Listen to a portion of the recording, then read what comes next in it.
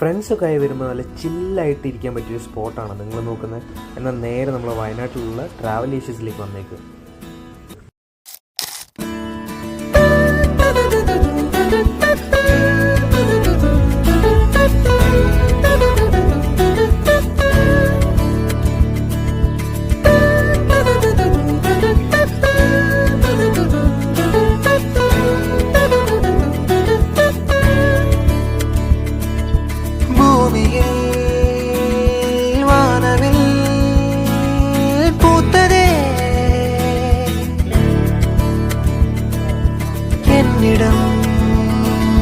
காதலில் பேசுதே